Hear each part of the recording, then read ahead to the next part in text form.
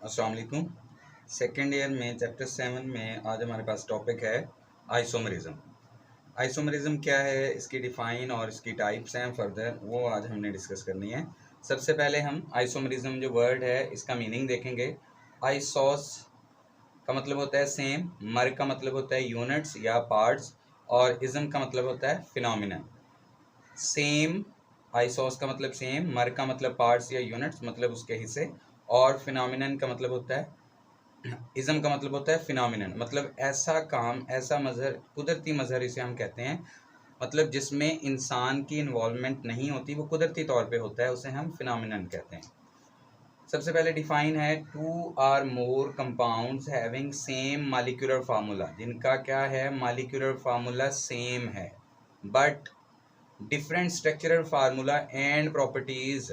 लेकिन कौन सी चीज़ डिफरेंट है, स्ट्रक्चरल फार्मूला डिफरेंट है और उसकी प्रॉपर्टीज भी डिफरेंट है, are said to be isomers and the phenomenon is called isomerism. मतलब दो या दो से ज़्यादा कंपाउंड्स जिनका मॉलिक्यूलर फार्मूला सेम हो लेकिन उनका डिफरेंट स्ट्रक्चरल फार्मूला हो और उनकी प्रॉपर्टीज़ भी डिफरेंट हों, तो ऐसे हम एक दूसरे के आइसोमर्स कहेंगे और इस फिनोमिनन को हम क्या कहेंगे, आइसोमरिज्म।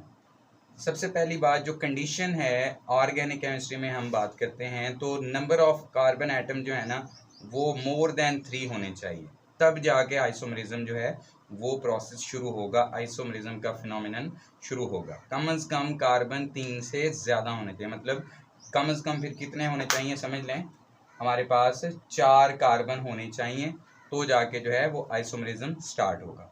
तो पहला हमारे पास जो कंपाउंड है जो आइसोमरिज्म शो करता है वो है हमारे पास ब्यूटेन। ब्यूटेन में देखें तो हम कार्बन को जो है किस तरह अरेंज कर सकते हैं, एक बार चारों कार्बन स्ट्रेट लाइन में जोड़ दें, फिर नेक्स्ट क्या करें, 3 कार्बन जो हैं वो स्ट्रेट जोड़ें और एक कार्बन नीचे या ऊपर लगा सकते हैं। अब कार्बन की वैलेंसी 4 होती है, बाकी क्या करें जी, उसके साथ जितने उसकी वैलेंसी रहती है वो हाइड्रोजन लगा के उसकी वैलेंसी को हम सेटिस्फाई कर देते हैं। तो ये हमारे पास क्या बन जाता है जी, ये हमारे पास आइसोमर्स बन जाते हैं किसके, ब्यूटेन के। ब्यूटेन के आइसोमर्स जो हैं वो हमारे पास दो आइसोमर्स हैं। एक ये वाला है जिसमें स्ट्रेट चेन में सारे कार्बन जुड़े हैं, इसे हम कहते हैं एन ब्यूटेन, ठीक है, एन फॉर नॉर्मल। अगर किसी कंपाउंड में सारे कार्बन स्ट्रेट चेन में जुड़े हों तो उसके नाम से पहले एन लिखते होते हैं। और ये आ गया हमारे पास ब्रांच चेन, तो इसका नाम आ जाएगा आइसोब्यूटेन। एक एन ब्यूटेन और दूसरा आइसोब्यूटेन। आइसोब्यूटेन में क्या है, कार्बन 3 स्ट्रेट चेन में और एक जो है वो ब्रांच फॉर्म में है। अगर हमारे पास नंबर ऑफ कार्बन एटम्स जो हैं वो 30 तक हो जाएं तो हमारे पास 4 बिलियन आइसोमर्स बनते हैं। ये दोनों बातें जो है ना वो आपने याद रखनी है तीनों। नंबर 1 के कितने कार्बन होने चाहिए, 3 से ज़्यादा होने चाहिए। फिर ब्यूटेन के कितने आइसोमर्स हैं, 2 आइसोमर्स हैं, ठीक हो गया। और कार्बन की तादाद अगर 30 तक पहुंच जाती है तो कितने आइसोमर बनते हैं, 4 बिलियन। नेक्स्ट है हमारे पास टाइप्स ऑफ आइसोमरिज्म। आइसोमरिज्म के हमारे पास दो टाइप्स दी हुई हैं, स्ट्रक्चरल आइसोमरिज्म और ज्योमेट्रिक आइसोमरिज्म, या इसका दूसरा नाम है cis trans isomerism. Structural isomerism क्या है, the structural isomerism arises due to the difference in arrangement of atoms within the molecule. एक मॉलिक्यूल के अंदर जो एटम्स की अरेंजमेंट है वो डिफरेंट हो जाती है, ठीक हो गया। ये बाज़ बुक्स पे इसे लिखा होता है connectivity, different connectivity of atoms. Atoms एक दूसरे के साथ मुख्तलिफ तरह से जुड़ते हैं, तो उससे हमारे पास स्ट्रक्चरल आइसोमरिज्म आता है। स्ट्रक्चरल आइसोमरिज्म की हमारे पास फर्दर जो है वो 5 टाइप हैं।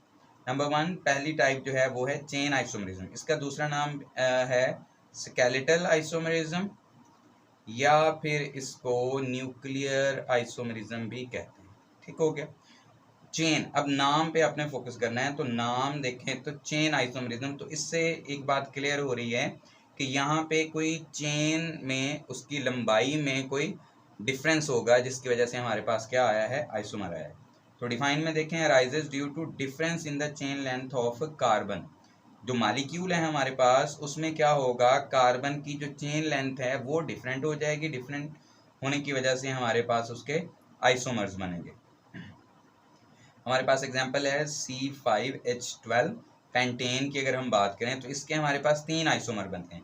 नंबर 1 पहले हम कार्बन जो पांचों हैं उनको स्ट्रेट चेन में जोड़ देते हैं, यहाँ पे 3 हाइड्रोजन आ जाएंगे, यहाँ पे 2 आ जाएंगे, इधर भी 2 आ जाएंगे, यहाँ पे भी 2 होंगे और इधर 3 आ जाएंगे। ठीक है, अब सारे कार्बन स्ट्रेट चेन में जुड़े हैं तो इस वजह से नाम से पहले N लिखेंगे और साथ क्या आ गया, 5 कार्बन है तो पेंटेन, तो ये हमारे पास आ गया N पेंटेन। फिर नेक्स्ट हमारे पास क्या है जी, यहाँ पे हमारे पास CH3 आ गया, यहाँ पे H, इधर भी 3 हाइड्रोजन, इधर 2 हाइड्रोजन और इधर 3 हाइड्रोजन। अब ये हमारे पास क्या आ गया, यहाँ पे ब्रांच में आ गया कार्बन, 4 कार्बन हमने स्ट्रेट चेन में जोड़ दिए, एक कार्बन जो है उसको उठा के कार्बन नंबर 2 पे ले आए, ऊपर भी लिख सकते हैं नीचे भी। इसका नाम हो जाएगा हमारे पास, क्योंकि ब्रांच आ गई है तो इसका नाम है आइसोपेंटेन। नेक्स्ट है जी, हम 3 कार्बन को ऐसे स्ट्रेट चेन में जोड़ते हैं, फिर एक कार्बन को जो है वो कार्बन जो दरमियान वाला है उसके ऊपर और नीचे लगा देते हैं।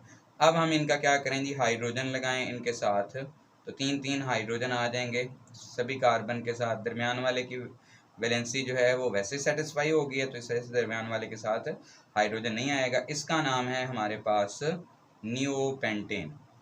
अच्छा, ये पेंटेन के कितने आइसोमर हैं, 3, ये MCQ है और ड्रा करके बताएं, ये शॉर्ट क्वेश्चन में भी आ जाता है। ठीक है, तो ये आपने शॉर्ट के लिए भी अच्छी तरह प्रिपेयर करना है। नेक्स्ट है हमारे पास position isomers, isomerism.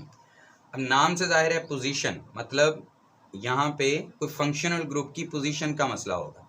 Arises due to difference in position of same functional group in carbon chain. अब गौर से देखें कि कार्बन की चेन जो है वो सिमिलर है, लेकिन किस चीज़ में फ़र्क आ रहा है, सिर्फ हमारे पास जो फंक्शनल ग्रुप है, सेम फंक्शनल ग्रुप है, फंक्शनल ग्रुप भी सेम है, कार्बन की चेन लेंथ भी सेम है, सिर्फ फ़र्क आ रहा है। तो क्या आ रहा है कि जो फंक्शनल ग्रुप है एक दफ़ा किसी और पोजीशन पे होगा, दूसरी दफ़ा किसी और पोजीशन पे होगा। लाइक ये है हमारे पास 3 कार्बन है और यहाँ पे एक क्लोरीन अटैच है, तो अगर इसकी हम बात करें तो हमारे पास ये CH3, ये CH2 और यहाँ पे क्या आ जाएगा हमारे पास CH2 और ये Cl। इसका नाम है 1 क्लोरोप्रोपेन। कार्बन नंबर 1 के ऊपर क्या लगा हुआ है, क्लोरीन।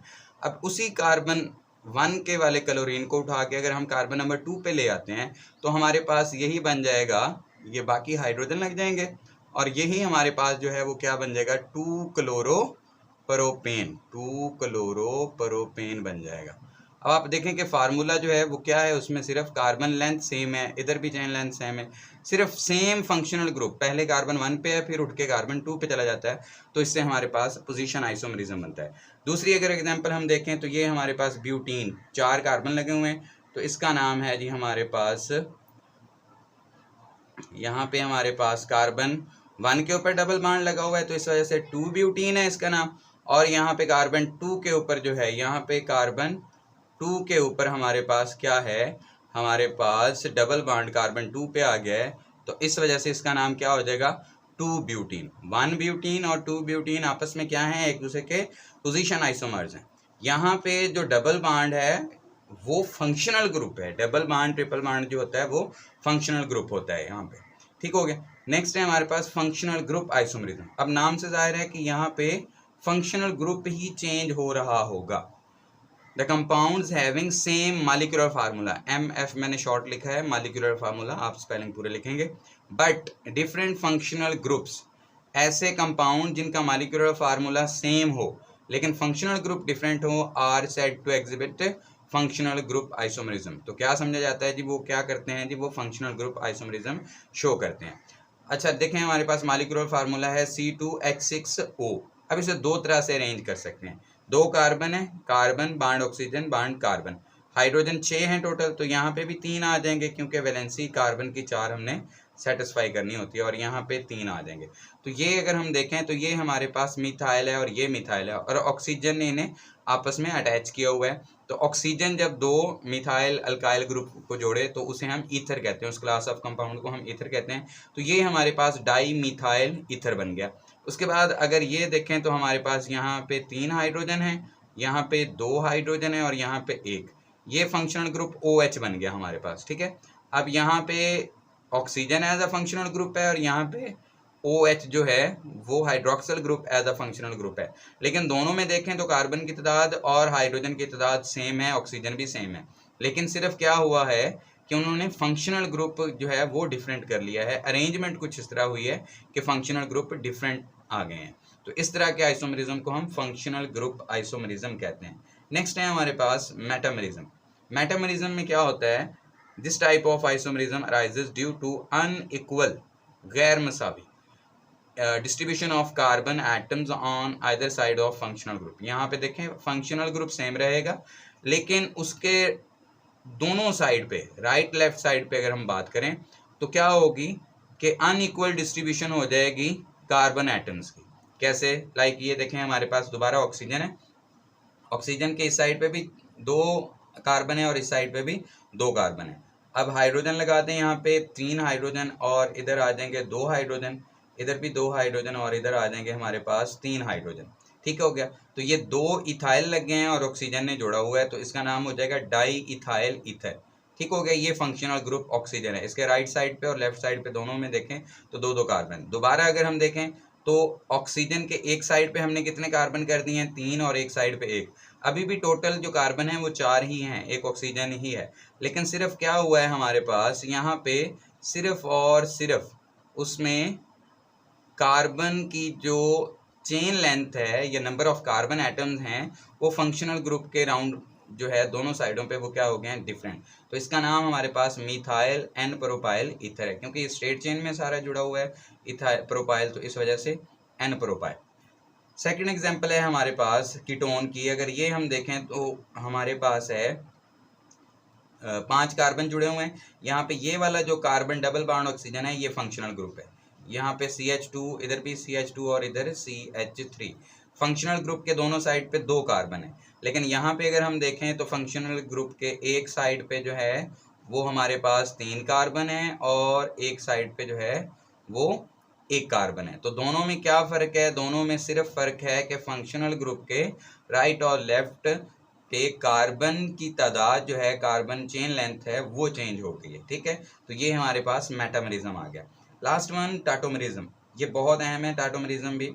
टाटोमरिज्म क्या है हमारे पास, arises due to shifting of proton. ये प्रोटॉन के शिफ्ट होने की वजह से वजूद में आता है, from one atom to the other atom in the same molecule. इस लफ्ज़ पे खास गौर करना है, मालिक्यूल एक ही रहेगा, मालिक्यूल नहीं, ऐसा नहीं होगा कि एक मालिक्यूल से उठ के दूसरे मालिक्यूल पे चला जाए, नहीं, सेम मालिक्यूल के अंदर ही क्या होगा, एक एटम जो है एक जगह से, मतलब प्रोटॉन जो है एक जगह से उठ के दूसरे पे आ जाएगा। लाइक ये देखें हमारे पास अमाइनो एसिड का जनरल फार्मूला है RCHNH2 और COOH। ये कार्बोक्सिलिक ग्रुप है और ये अमाइनो ग्रुप है। अब क्या होता है, यहाँ से प्रोटॉन जो है वो इधर आ जाता है।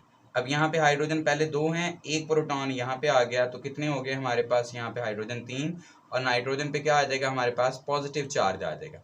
अब यहाँ से चूंकि प्रोटॉन आया है तो हाइड्रोजन अपना इलेक्ट्रॉन इधर दे के आया, तो ऑक्सीजन पे क्या आ गया, नेगेटिव चार्ज। ठीक है, तो ये वाला जो आइन बना इसे हम कहते हैं ज्विटर आइन, और ये आइसोमरिज्म कौन सा कहलाएगा, ये कहलाएगा टाटोमरिज्म। ठीक हो गया। अब ज्विटर आइन क्या होता है, ये जर्मन वर्ड हेर्माफ्रोडाइट से निकला है, इसका मतलब होता है having positive and negative charges in the same molecule. एक ही मालिक्यूल के अंदर पॉजिटिव नेगेटिव चार्जेस सेम ही मालिक्यूल में हों तो उसे हम ज्विटर आइन बोलते हैं, और ये अमाइनो एसिड में हमारे पास आ चुका है।